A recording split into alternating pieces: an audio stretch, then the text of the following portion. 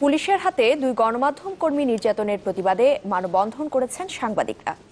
সকালে রাজধানীর শাহবাগে এই কর্মসূচিতে গণমাধ্যম কর্মীরা বলেন, সাংবাদিক পিটিয়ে পদোন্নতির অপসংস্কৃতি বন্ধ করতে হবে। আর নির্যাতনের ঘটনাকে ধাক্কাধাক্কি বলা স্বরাষ্ট্রমন্ত্রী বক্তব্য প্রত্যাহারের দাবিও জানান তারা।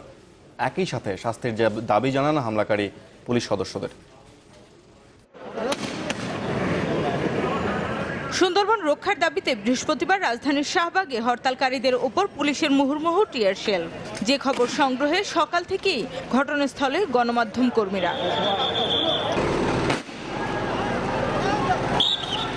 এক পর্যায়ে জ্যেষ্ঠ কর্মকর্তাদের উপস্থিতিতেই বিনা কারণে বেসরকারি টেলিভিশন চ্যানেল এটিএন নিউজের ক্যামেরা পার্সন আব্দুল আলিমের ওপর হামলা চালায় কয়েক পুলিশ সদস্য।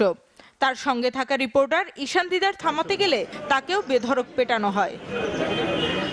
যদিও এটিকে নিছক ধাক্কাধাক্কি বলেন স্বরাষ্ট্রমন্ত্রী। সাংবাদিক নির্যাতন পুলিশে করে না, মাঝে মাঝে ধাক্কাধাক্কি লেগে যায়, এটা স্বাভাবিক।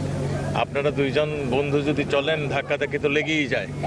প্রতিবাদে মুখে কালো কাপড় বেঁধে শাহবাগে মানববন্ধন করেন গণমাধ্যম কর্মীরা, যেখানে গণমাধ্যম কর্মীদের নির্যাতনের বিচার দাবি করেন সাংবাদিক নেতারা। এইরকম পুলিশ যাতে আমাদের বন্ধু না হয়, যে বন্ধু থানায় গিয়ে নির্যাতন করার পরে বলবে যে রাস্তায় হাঁটতে গিয়ে দুই বন্ধুর গায়ে ধাক্কা লেগেছে। আমি আজকের এই সমাবেশ থেকে অনুরোধ জানাবো স্বরাষ্ট্রমন্ত্রীকে তার মন্তব্য প্রত্যাহার করবার জন্য। সময় অসময়ে তারা সাংবাদিকদের পিটাবে এবং তারপরে পদোন্নতি নেবে। তাদের পদোন্নতি নেওয়ার এই ব্যবস্থাটা কি একটু বন্ধ করা যায়?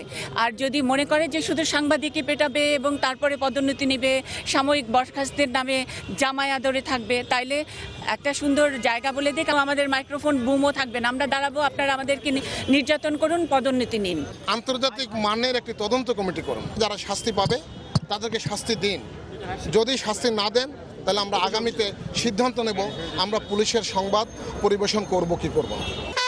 এদিকে টাঙ্গাইলে এক অনুষ্ঠানে স্বরাষ্ট্রমন্ত্রী আশ্বাস দিয়েছেন, ফুটেজ দেখে দায়ী পুলিশ সদস্যদের বিরুদ্ধে ব্যবস্থা নেওয়া হবে, বিচার হবে এবং এগুলি ভিডিও ফুটেজ আমাদের কাছে আসছে, আমরা সেগুলি যাচাই বাছাই করে দেখছি। আমাদের এটা তদন্ত কমিটিও হয়েছে।